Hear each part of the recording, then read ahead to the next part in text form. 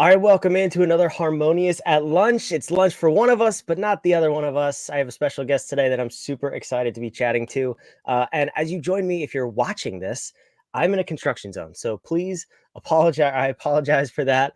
I'll be back to normal on the next episode of Harmonious at Lunch. But we're having a lot of fun over here, and I'm getting to know my guest, B. So first and foremost, B, I want to welcome you to the show. Thank you. Hello, everybody from Melbourne, Australia. Yeah, where it is 7:05 a.m. So breakfast time here, not lunchtime. It's harmonious all day. How about that? There's never a bad Yeah. time to study the harmonious architecture and implement it in your business. So I'm super excited to have you here. And I just from chatting, we've been best of friends now for about 3.5 minutes, which is amazing. And just to get to know your story a little bit, I think you have a story that resonates with a lot of entrepreneurs because it's unfortunately similar to most people's entrepreneurial journey. And I know both of us are out to solve that problem. So why don't you kind of go back a little bit and tell us how did you get to this point? Like what was the last few years of your entrepreneurial journey like? Oh yeah, thank you, Brandon. Yeah, it's been a journey. So my background is advertising, marketing, 25 years, and probably the last would be it was 14 years ago now, but for 13 and a half years I started and scaled a business. So started, one other person and scaled it up to 19 plus million over a 13 and a half year period. And obviously COVID hit us and we were the longest locked down country in Australia, well, state in the world, Melbourne. And so, yeah, I guess leading into COVID, as part of scaling, I was working 24/7. And when I say 24/7, it was literally 7 days a week, crazy hours, living on adrenaline, loving the ride. But I started to notice that I was starting to feel really unfulfilled, and that adrenaline and the excitement had started to wane and wear off. And obviously COVID hit and the business at the time, we got hit as well. And so, during that time I made close to 45 redundancies. The business fell off a bit of a it fell off its perch a little bit in terms of we lost a fair few pieces of business, which was beyond our control. And so I probably had started to really wonder what was fulfilling me back to 2017. And then the business had been acquired by a multinational company. And so that, but during that period I really did start to think about, well, what was next for me. And then last year in April, I opted to leave and pursue my own venture, my own business as such. But what I didn't realize was when I finished is that I crashed and burned, and I completely just burnt out. So yeah, couldn't get out of bed. Basically, literally the only thing I kind of for quite a while there was really just getting up and grabbing a coffee. And so I completely lost interest in absolutely everything. And I was like, what the hell is this? Who the hell am I? And that's when my journey started to going to the other side and going, there's got to be another way to do this, because what I've just experienced was just not sustainable. And I see it amongst so many different, entrepreneurs, people in corporates, high flying leaders. And so, yeah, that's where, well, I guess that's my story.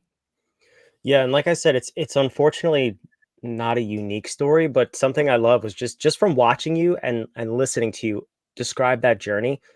Your face lit up when you said you left this other company and you started your own venture. And then you kind of got more subdued when you started talking about how burnt out you were. You can see it visibly on your face, in your voice when you talk about it. And I think that's so powerful. If you're not feeling like that, something's wrong. Like that's really what needs to come out as the lesson, because so many people work themselves to death, sometimes literally, and we can't be doing that as entrepreneurs. So No. now that you have this new company, this new venture, what's your mission moving forward to help people? Yeah, my mission is to be a catalyst for positive change. And I know, that's quite a common term, but it really is essentially a catalyst for positive change. my business is called Be Formless, and if you think about when you are in a role, or when you're on the hamster wheel, you're in what I call like a very fixed form, and it's very rigid. You're holding on for dear life. You're trying to control absolutely everything. You're trying to hit your numbers. You're trying to be the best you possibly can. You're trying to keep your team happy, and you're just controlling everything. And that's when you're controlling everything, you're not allowing the unknown, or you're not allowing things to happen the way they should just happen.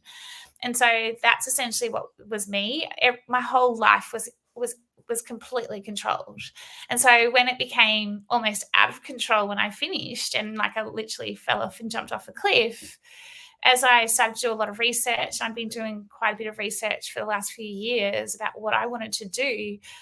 I I guess I became formless in the sense of I had to become shapeless. I had to, be like water in terms of, well, how do I reshape who I am? How do I reshape what the corporate world could look like in terms of, that new optimized form? How do we get into an optimized form where we can, ensure that within our business or within ourselves, we are sustainably growing? We're not having to work 24/7 to scale to X amount. We have high performing teams. Ourselves as individuals, we're ensuring that we've got a healthy diet. We're getting at least 7 to 8 hours sleep a night. We're actively recovering, and what I mean by actively recovering is we're doing the hot yogas, we're going for the walks, we're doing the infrareds, we're meditating. We're not just passively recovering where we're sitting on the couch because we're so exhausted and just watching a good Netflix series. And so my business is really, on a mission, and me personally is to show people another way, to show businesses, teams, and individuals that there is another way to be sustainable in business and life, and you can be fulfilled and like love everything that you do, but ensuring that you're not just working for no purpose, and there's Mm. meaning to what you do. Yeah, that's so key. And I asked you that question because for us, that's where we always start with people is what's your mission? And I think a lot of people get that wrong in business, where they start because they're either good at a process, some sort of the fulfillment, or they want to make money. But at the end of the day, that's where burnout comes from. If you're not Yeah. serving your mission. So that's the navigation portion of the harmonious architecture. Um, and like I said, I asked you that on purpose because I can always tell when I'm talking to people, you are out to solve the injustice in the world, as I call it, of people burning out and running themselves into the ground. And I love that. I know you will be successful because you're fighting that battle. And that's how you show up Yeah. every day. So I Yeah. absolutely love that. And then the other thing you touched on too, which is super important, is what we call serenity. Typically, people call that time management. I don't know how you could ever manage time because it's something that can't be controlled. That's why we call it serenity. So it's managing your calendar and setting up your day for your personal success and optimization. If you're Elon Musk and you want to work 22 hours a day, more power to you. Most people can't. So how do you set that up and actually be efficient and purposeful with your time? So B, do you have some I know you mentioned a list of tactics and things you can do to really be the best you, but what do you recommend as far as, setting your calendar up and making sure your day Oh my gosh. looks I right for love each I love person? that you've brought that up. Well, sorry, Brandon, but I love that you brought that up, because do you know how many businesses and individuals that I work with? And I'm like, let's look at your schedule. And like, that's one of my starting points, right? And they look at me and they're like, what are you talking about? Like, you're in the weeds, you're in the process. And I'm like, no, no, no, let's start there. And it's the most simple, basic thing, but yet so many people aren't set up for success when I look at their schedules. And, you know this, but reactive versus proactive. And so, they're running from meeting to meeting, they're literally on from the minute they wake up, and they're on till the moment they go to bed. So there's no power up in the morning for them, or, just to kind of regroup, and there's no power down. So what I like to do is, it's one of the first things I do is, as I assess, well, look, what's going on in your world, what's going on in your world as the individual, but also as the team or the business, And then I look at, well, let's have a look at the schedule, and what's serving you and what's no longer serving you. And so I like to block schedules in terms of block time versus, like have it, like you say, like you can't control time. So rather than having it by the hour, I like to block out time where there's deep work. There's obviously, meetings, times for client meetings, team meetings, but also just having that, what I call flow blocks. So where you can actually get into this optimal state where you can perform and feel your best. And that's where you are doing work that is effortless, but also just, you're losing track of time because you're like, oh my gosh, I'm just in the zone. Um, and so essentially, yeah, what I like to do is look at the schedule and go, all right, how do we make this more optimized? And it's quite amazing when clients start to block their schedules out and they realize how much more optimized they actually can be, and less reactive and more proactive, but also controlling their own schedule and starting to set the boundaries around when they're available, protecting their time, if you like. Yeah, that's huge too, because I think as entrepreneurs, and especially in the hustle culture that we're in, that most of us hate so much, it's always like do, just keep going and working harder. Mm, And that's what gets us to the state you're describing. So obviously that system is broken. We know the corporate system is broken. You mentioned getting into a flow state, and I know that's a popular term. Do you have some sort of a formula or framework to promote that? Because I think what prohibits a lot of people from getting there is, even though the time is blocked on the calendar, their head isn't clear. And even though you have time to be in flow, you have 1,000 things going on. So what do you recommend as far as mm. getting to that point? Yeah, it's a good question. So I've created a model, which is a proprietary model in terms of the whole learn, unlearn, relearn. But my business is, I'll get to that in a second, but it really is around subtraction focused services. And what I mean by that is it's based around subtractive psychology. So we as individuals, human beings, we're ingrained to continuously add to our brains when we're thinking about problems we need to solve. Anything we do, we have this tendency to add something, because we think that's the way that we can answer it. But actually, what that does is it just essentially creates cognitive overload. And so that's where we lose the clarity and, I guess, the space to be able to get, think straight, be able to get curious, to be able to get into this flow state. So what I like to do is I like to learn what's going on in the individual, the business, or the team, in terms of, well, let's look at the processes, let's look at what is everything that you've got that is happening, and what can we start to like subtract, eliminate, that we don't need any longer, so that we can almost remove that cognitive overload to be able to then allow ourselves to have the clear focus to be able to then get into what is this flow state. Because if you're in that mindset where you've got the cognitive overload, you've got a fixed mindset where you're trying to control everything, you're never ever going to get into a flow state. So it's, for example, waking up in the morning, we have this tendency to jump straight to our phones and, check all our emails, check, whether it's Teams, whatever messaging channel we've got. What if we just didn't? What if we just completely got up and started doing some, getting into a flow state, whether it's you've got to write something or you've got something that you need to complete, but without going and checking all the technology and all the distractions, and actually just throwing yourself straight into it. That's when you get into a flow state. You can't just get into it, all the time. You've got to pick your moments, but also knowing when you're removing that cognitive overload and being aware of it, being aware when you are overloaded, and knowing, okay, what's going on here? What do I have to subtract, remove to allow me to have that clear space? Yeah, that's great. Or what if we get up first thing in the morning and talk to some crazy guy on the East Coast of the United States? I don't know. Maybe that is for you what Well, you're doing yeah, right now. That's awesome. I love I feel that. like I'm in it. Yeah, I mean, I feel like, I mean, to be honest, I feel like I'm in a flow state right now. I feel like we're having one because, like it's just flowing, right? We're just having this conversation, and that's what it's about. You know, I've listened to podcasts, and I think it's Ultra Speaking.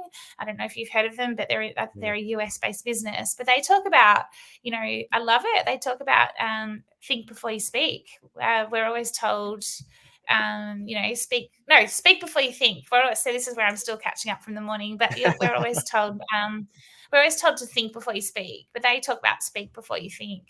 And that's even getting into flow, right? Rather than thinking about it, it's just giving it a go. Yeah, that's awesome. So B, I put your website on the screen here, bformless.com. Tell me definitely go there and check out B if any of this resonates you, but what is it that you hope all of your clients achieve from working with you? Yeah, so I really hope that, and I really resonate with anyone who is feeling like they've lost their purpose or their meaning and they don't know where to look or where to go to. Or I really resonate with anyone who has suffered burnout and lost their identity and working through, well, what's next. So by working with me, what I will work with you on is getting you back to loving life again and loving what you do in terms of business, but also redefining how successful your business can be, but in a sustained way, in a sustained manner. And it's all through optimal performance. So yeah, essentially, you'll thrive, not just survive, by working with me. Wow, I don't know of a better sales pitch ever, right? You'll thrive instead of just surviving. Well, listen, if any of this resonated with you, go check out beformless.com. B has way cooler glasses than me, and she has an amazing smile when she talks about her new venture, which I'm so excited for. So Thank I you. can't wait to follow you on this journey too. So let's real quick, we're going to tie this all to the harmonious architecture, and then we'll come back with one final question. But I jumped in a little bit. We had some navigation there, but a lot of what's present here for me is both inspire and home. So inspire in terms of leadership, how you show up.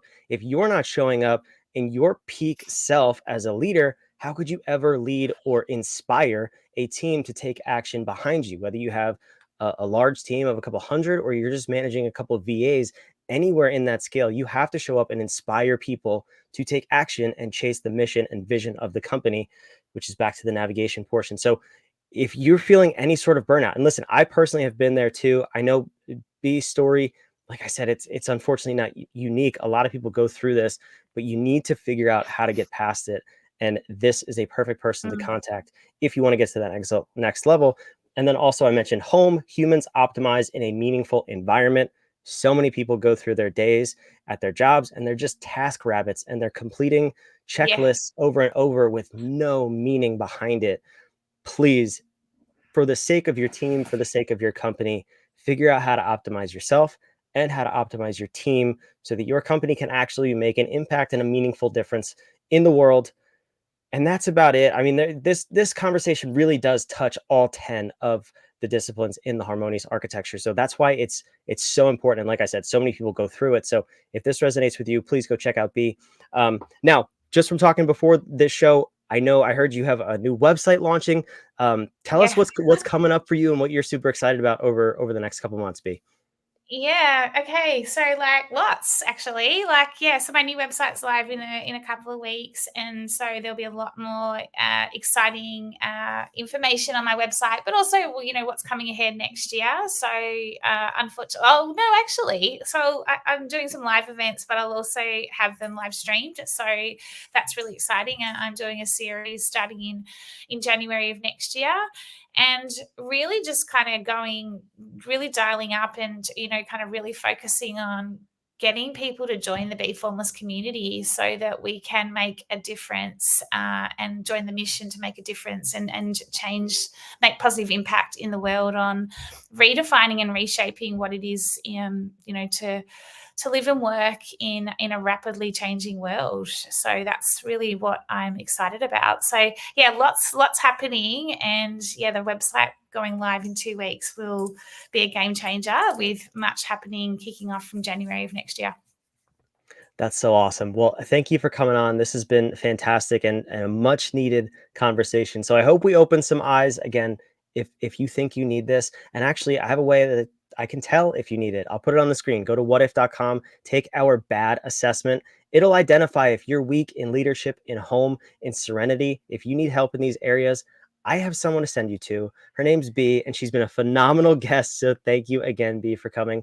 And we'll see you Thank next you. time on the next episode of Harmonious at Lunch. Thank you.